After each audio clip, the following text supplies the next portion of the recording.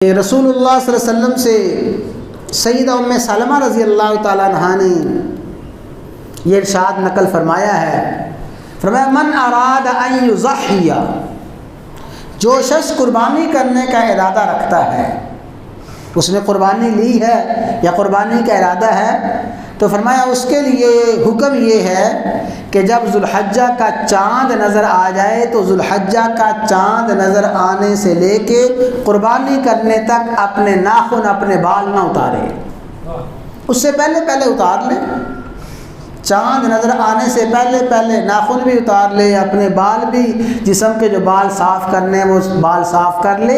یہ وہ عمل ہے، مستحب عمل ہے جو باعث اجر باعث ثواب ہے۔ اور میں نے پہلے عرض کیا تھا کہ در حقیقت اللہ تبارک و تعالی اس عمل کے ذریعے مشابہت پیدا فرمانا چاہتے ہیں ان خوش قسمت بندوں کے ساتھ جو خوش قسمت بندے حج کا احرام باندھ کے افعال حج میں مصروف ہوتے ہیں، ان کے لیے حکم یہ ہے کہ نہ کوئی بال اتارو، نہ کوئی اپنا ناخن اتارو، اس لیے کہ حج کا احرام باندھنے سے لے کے احرام کھولنے تک ان چیزوں کی پابندیاں ہیں۔ تو وہ مسلمان جو ان مقامات پہ حاضر نہیں ہو سکے، اس سعادت میں شریک نہیں ہو سکے، تو چلو اپنے ناخن نہ کاٹو، بال نہ کاٹو، کچھ نہ کچھ حجاج کے ساتھ مشابہت کر لو، ان کی نقل کر لو۔ اللہ کو اپنے محبوب بندوں کی نقل بھی بڑی پسند ہے، اللہ کو اپنے محبوب بندوں کی نقل و مشابہت بھی بڑی پسند ہے۔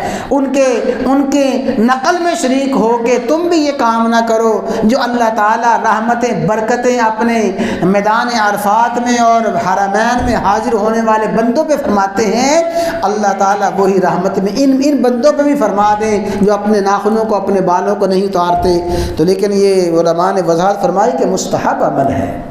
مستحب کا معنی یہ ہے کہ کر لیں تو اجر اور ثواب ہے، نہ کریں تو کوئی گناہ نہیں ہے۔ لیکن بھئی اپنا اپنا ذوق ہوتا ہے۔ ہمارے اساتذہ فرمایا کرتے تھے کہ بھئی یہ عمل تو کرو، کوشش کرو کہ بال نہ اتارو، ناخن نہ اتارو، لیکن یاد رکھیں سنت کے ساتھ استہزاء نہ کریں، سنت کا مذاق نہ اڑائیں، سنت کی معاذ اللہ ثم معاذ اللہ تحقیر نہ کریں۔ تحقیر اور مذاق کا معنی، استہزاء کا معنی کیا ہے؟ سارا سال سنت کو ذبح کرتے ہیں، داڑھی مبارک کو ذبح کرتے ہیں، بس جو ہی چاند نظر آتا ہے داڑھی نہیں اتارنی، یہ چند بال آ گئے ہیں، بس یہ چند بال بڑا ان کو بوجھ سمجھا جا رہا ہے اور بڑی بوجھ اور دقت محسوس ہو رہی ہے۔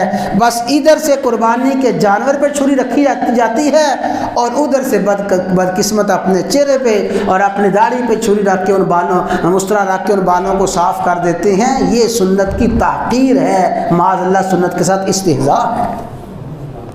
ہاں اللہ تعالیٰ توفیق عطا فرمائیں اور اللہ تعالیٰ سے مانگیں اور کوشش کریں کہ انشاءاللہ ہم نے اپنی داڑھی سنت کے مطابق کرنی ہے۔ جس کی سنت کے مطابق داڑھی ہے وہ اپنی لبیں نہیں اتارتا، اپنے باقی جسم کے بال نہیں اتارتا، ناخن نہیں اتارتا، اس کے لیے بڑا اجر بڑا ثواب ہے۔ تو یہ عشرہ ذی الحجہ میں کرنے والے اعمال ہیں۔ دعا ہے کہ عشرہ ذی الحجہ جو شروع ہونے والا ہے اللہ تعالیٰ ہر مسلمان کو نصیب فرمائے۔ اس عشرہ ذی الحجہ کے جو افعال ہیں، پھر انشاءاللہ العزیز آخری فعل قربانی ہے، اس کے بارے میں انشاءاللہ آئندہ خطبہ میں عرض کیا جائے گا۔ وہ قربانی کا عمل بھی کرنا ہے، کچھ روزے بھی رکھنے ہیں، راتوں کا قیام بھی کرنا ہے اور حجاج کے لیے دعائیں بھی کرنی ہیں۔